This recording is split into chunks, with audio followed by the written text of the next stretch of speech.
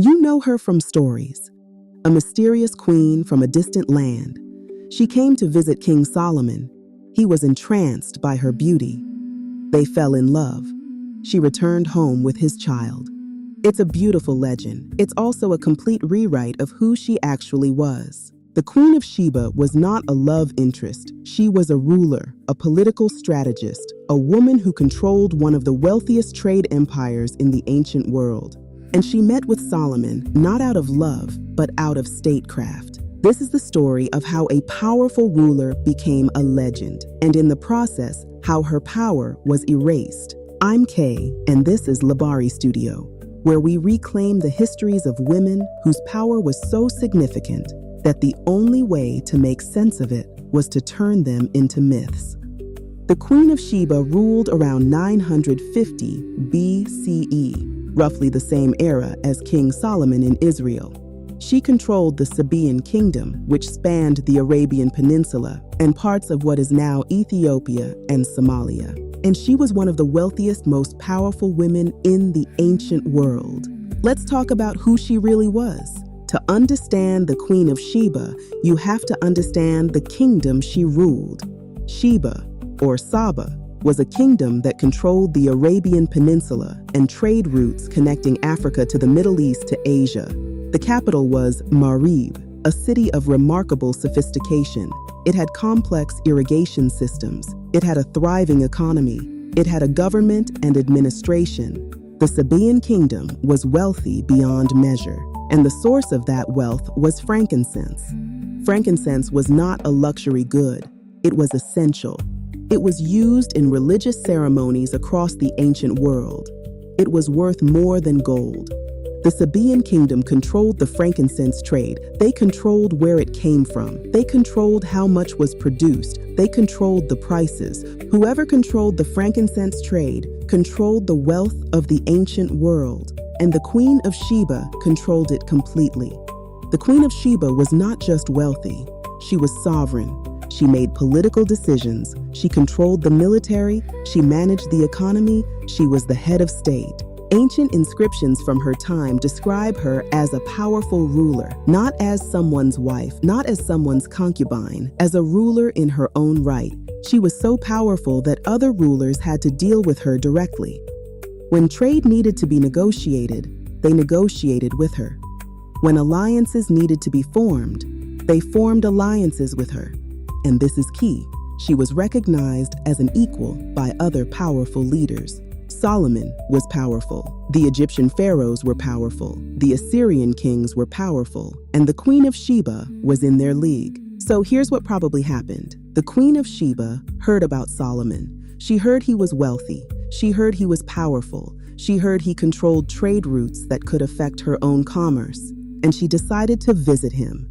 This wasn't a romantic visit. This was a diplomatic mission, a powerful ruler going to meet another powerful ruler to discuss trade, politics, and mutual interests. She traveled with an enormous entourage, not out of vanity, but to demonstrate her wealth and power, to show Solomon that she was someone he needed to respect. The Bible describes this visit. It says she came with a very great retinue, with camels bearing spices, and very much gold and precious stones. She brought gifts, expensive gifts, gifts that said, "I am powerful, I control wealth, I am worthy of your respect." And according to the historical record, she and Solomon had important conversations. Conversations about trade, about politics, about their mutual interests. After her visit, the Queen of Sheba returned to her kingdom, and she continued to rule. She continued to control the frankincense trade. She continued to be one of the most powerful rulers in the ancient world. There's no historical evidence that she married Solomon. There's no historical evidence that she became his concubine or his wife. That story was added later, by people retelling the tale, by people who couldn't quite understand how to describe a woman's power, so they described it through romance instead. The earliest written versions of the Queen of Sheba story come from the Bible and the Quran. In the Bible, the story is relatively straightforward. She visits Solomon. They're impressed with each other. She returns home. In the Quran, the story is similar. She rules a rich kingdom. She hears of Solomon's power. She visits him. They have conversations. But here's the crucial part. Both accounts treat her as a ruler, a powerful woman making her own decisions, traveling by her own choice, meeting Solomon as an equal. But over time, the story changed. Medieval writers added details. Romance writers added emotions. Later versions of the tale became increasingly romantic. By the Middle Ages, the Queen of Sheba had become a seductress, a woman of impossible beauty who enchanted Solomon. Some versions said she had hairy legs, or that her throne was magical, or that Solomon tricked her into showing her wealth. The versions multiplied. Each retelling added more romance, more drama, more of a love story, and each retelling moved further away from who she actually was, a powerful ruler conducting diplomacy with another powerful ruler. So why did the story become a romance? Because in medieval Europe, women couldn't be powerful. Women couldn't be rulers. Women couldn't be the equals of kings. So when medieval European writers encountered the story of the Queen of Sheba, a woman who was clearly powerful, clearly wealthy, clearly a ruler, they had to make sense of it. And the way they made sense of it was to turn her power into seduction, her wealth into beauty, her authority into attractiveness. Because in European culture, the only way a woman could be significant was if she was significant to a man, either as a wife, a lover, or a seductress. The idea of a woman whose power came from herself, from her position, from her authority, that was incomprehensible. So they rewrote her, and in doing so, they erased her. What was lost when Sheba became a legend instead of a ruler? History. Real, measurable, documented history of a powerful woman. The understanding that women could hold sovereign power, that women could control economies, that women could be the equals of kings, replaced by a love story. Beautiful, yes, but historically false. Here's the thing about the Queen of Sheba. The evidence of her real power is still there. The Sabaean kingdom left records, inscriptions, historical documentation, archaeological sites.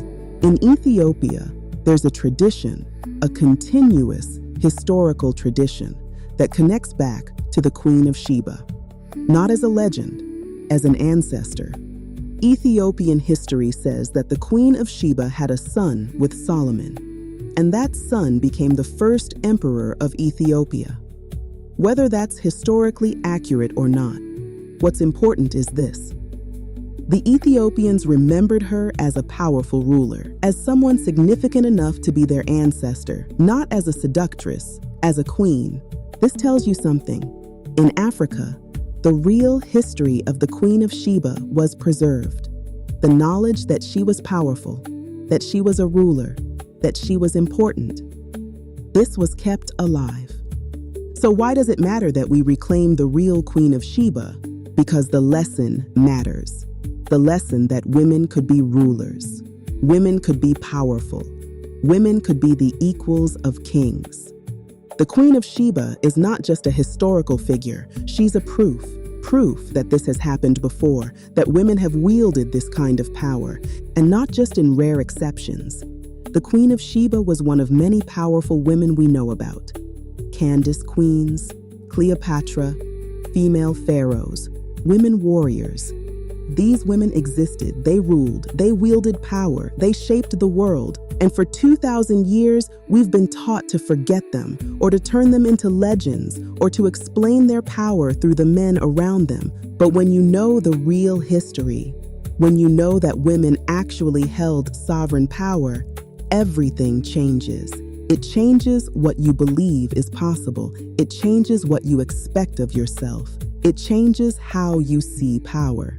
The Queen of Sheba, we should know, is this: a woman who ruled a kingdom that controlled the wealth of the ancient world. A woman who made decisions that affected trade across 3 continents. A woman who met with Solomon, not because she loved him, but because she had power and he had power, and they had things to discuss. A woman whose authority was so complete that even after her story was romanticized, even after it was turned into a love legend, the memory of her power survived. This is who the Queen of Sheba was, not a seductress, not a legend, a ruler, and her story matters because it tells us what was possible. And what's possible in history can be possible again. Thank you for watching. If you found this story compelling, please subscribe. New episodes every week. Stories about African women and men whose power shaped history. In our next episode, we explore the Mali Empire's women warriors, the fierce fighters who guarded their kingdom's power. And we ask, how did one of Africa's greatest military forces become invisible? Thanks again for watching. We'll see you in the next video.